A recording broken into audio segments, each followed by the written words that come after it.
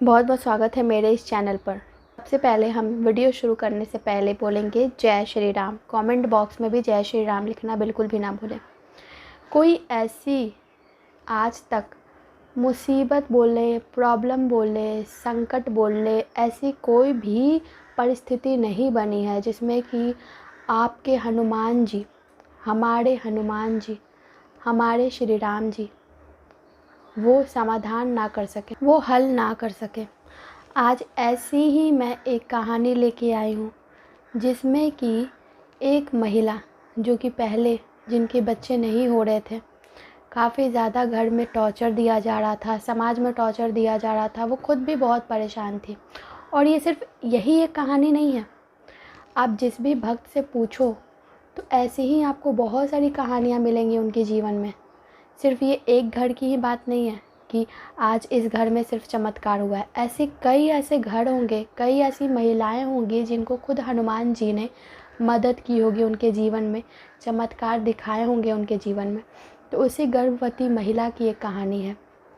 बहुत संघर्ष के बाद भी, अस्पताल में भटकने के बाद भी बच्चा नहीं हो रहा था उस महिला को।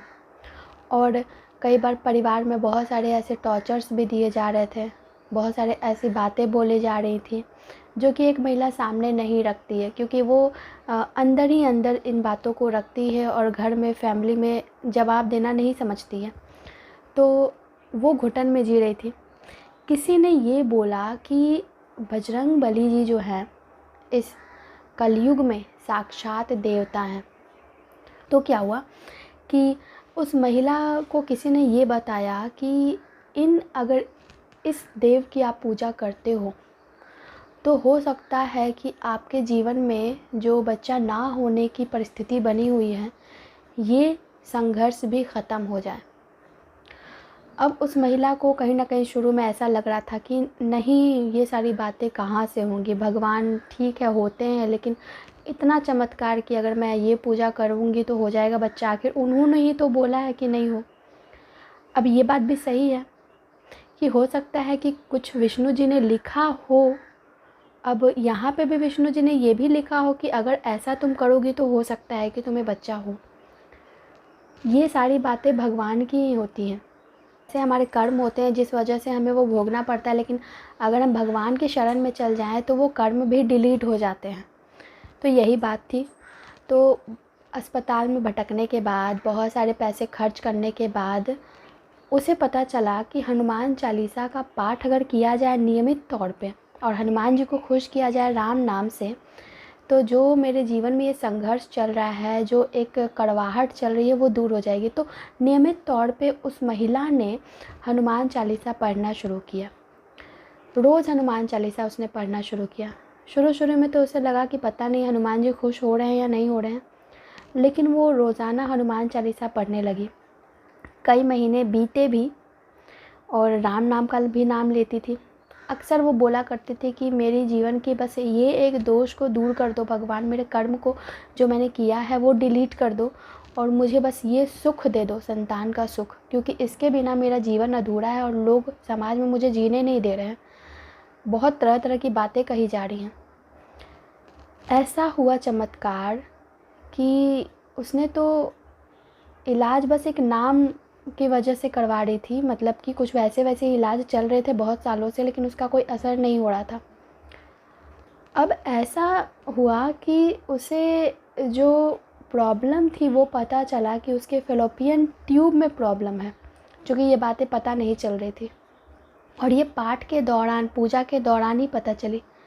जब उसने उसका इलाज करवाया तो उसे कुछ महीनों के बाद से ही गर्भधारण हो गया। और ये जो चीज़ें थी ये पहले नहीं हो रही थी। जब गर्भधारण हुआ तो वो काफ़ी खुश हुई, और जब उसके जो संतान है वो जब भी पूजा करती थी तो वो ये मांगती थी कि ये संतान जो है आपकी दी हुई है और आप ही इसकी रक्षा करोगे, क्योंकि डिलीवरी के समय बहुत सारी कॉम्प्लिकेशंस आ रही थी। एक तो पहले बच्चा नहीं हो रहा था, और जब बच्चा हुआ तो बहुत सारे ऐसे कॉम्प्लिकेशंस आ रहे थे। डॉक्टर डरा रहे थे कि हो सकता है कि तुम्हें ये हो जाए, वो हो जाए, लेकिन सब उसने भगवान पर ही छोड़ दिया। और हुआ वही, कुछ भी नहीं हुआ, बहुत अच्छी सी डिलीवरी हुई और उस महिला ने उस बच्चे का नाम हमारे बजरंगबली जी पर ही रखा। तो किस तरीके से